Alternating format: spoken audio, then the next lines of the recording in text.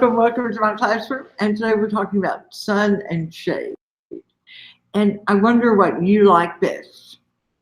Do you like the sun or do you like the shade? Maybe it depends on what time of year we're talking about, right? So in the summertime, the hot summer, we're looking for that bit of shade all the time, looking for it. But right now, it's kind of cool today. I was out in the garden earlier and the sun felt really good. So sometimes it depends on the season, whether we like the sun or the shade. Now, we can also, if we're too hot, we can bring our own shade with us, okay? Wear a hat. We can bring a little evaporative cooling with us, keep cool. We can also choose what color clothes we wear.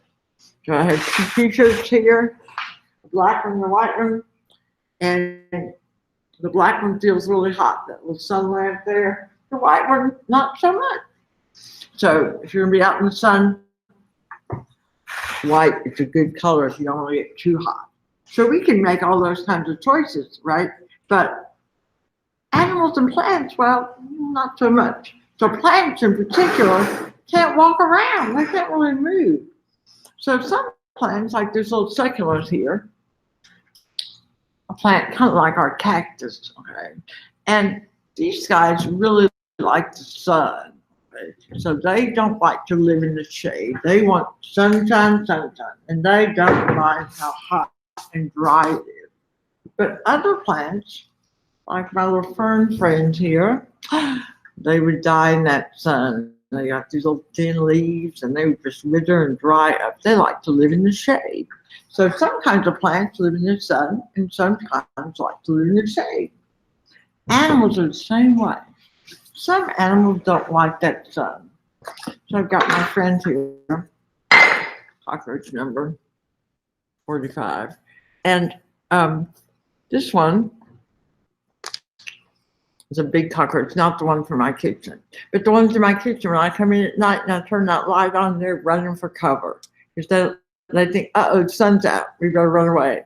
We're animals of the darkness, the shadows. So these guys like to hide in a shady place, hidden away. Another animal that doesn't like the sun, my froggy friend. See my little leopard frog? See those spots on it? Isn't that cool? He's called a leopard frog. And look at those big eyes. He can look around for bugs and find them and catch them with that tongue. But he does not like to sit out in the sun because he dries out really badly. So he's going to be hiding in a shady, cool spot or in the water. Okay. So froggies don't like the sun very much. But other animal friends really need the sun. So my friend here, this turtle, and this is a common local turtle. You'll see them all over town in any park with a lake or a stream, you'll see them. Have you seen them? Look at those webbed feet. He can swim pretty well with those feet. So this is called the red-eared slider. And you see the red mark, don't bite me, on the side of the head. And if you they're sitting on that log in the sun, they're basking. And they're using that heat from the sun to get warm. That's the only way they can get warm is from the sun, okay, to bask in the sun. Because this is a reptile, a cold-blooded animal. We call it cold-blooded, but really their body temperature changes. So if you feel your neck, you're always warm. But these guys, sometimes they're warm and sometimes they're cold, depending on where they are. So they need to be pretty warm to be active. Okay?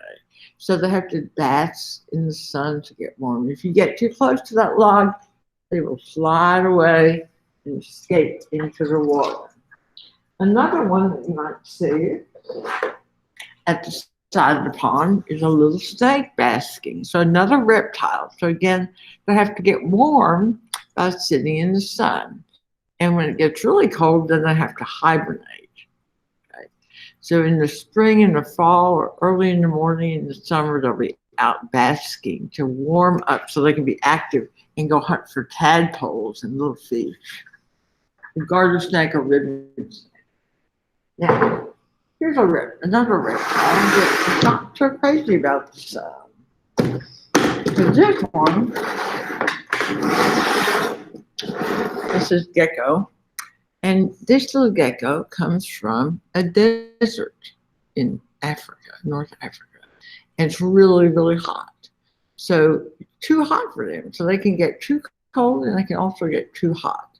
So he's going to be in the shade, under a rock in the shade, waiting for the sun to start going down before he goes out to hunt for bugs. Look at those giant eyes. Okay. So he's going to kind of try to avoid the sun. See that fat tail? And so he can make it through the tough times ahead. So now all the animals use sun and shade as a way to survive, and so does plants. And what I'd like you to do now is go around, take a piece of paper, fold it in half, and then on one side, I want you to write sun and shade or shoulder shoulder, and go around and see if you can find plants and animals. Some live in the sun and some in the shade. That's sombra. And then draw me a picture of the animals that you found and the plants you found living in those two different places.